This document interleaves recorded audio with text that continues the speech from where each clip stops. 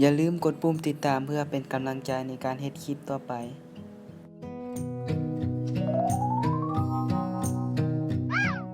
สบายดีทุกคนคลิปนี้เฮาสิมาเรียนเกี่ยวกับคำว่าครอบครัวส่วนว่าจะเป็นอะไรนั้นขอเชิญติดตามพร้อมกันเลยประโยคแรกคำว่า family แปลว่าครอบครัวสำหรับไผที่ยังเว้าบ่ได้ก็ฟังและเว้าตามได้เนาะ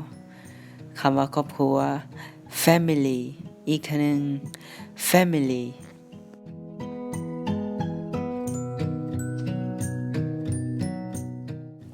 ประโยคนี้คำว่า parent child family แปลว่าครอบครัวพ่อแม่ลูกอีกทีนึง parent child family ฟังและเว้าตาม parent child family say it again parent child family คำว่าพ่อ father คำว่าแม่ mother ลูก child อีกทีหนึ่ง father แปลว่าพ่อ mother แปลว่าแม่ child แปลว่าลูก father mother child son แปลว่าลูกชาย daughter แปลว่าลูกสาวอีกทีหนึ่ง son ลูกชาย daughter ลูกสาวคำว่าพ่อตู้ grandfather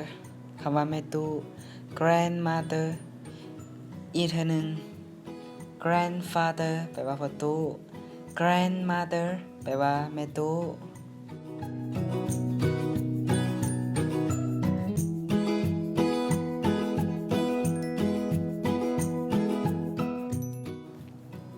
ประโยคนี้คำว่า brother in law แปลว่าลูกเขย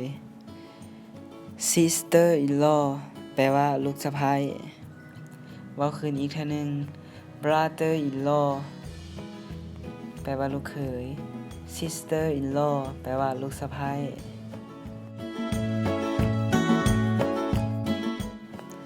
grandson แปลว่าหลานชาย granddaughter แปลว่าหลานสาวเว้าคืนอีกทีนึง grandson แปลว่า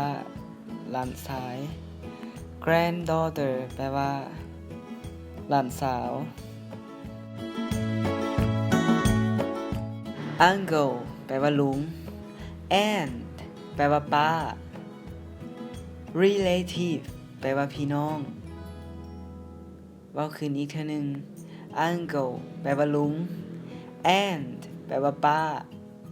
relative แปลว่าพี่น้อง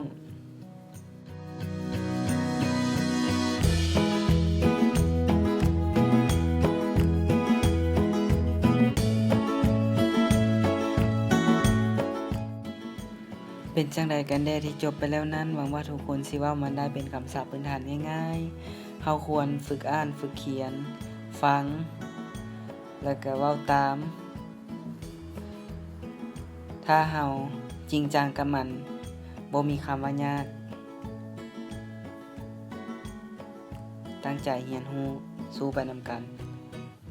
Okay let's go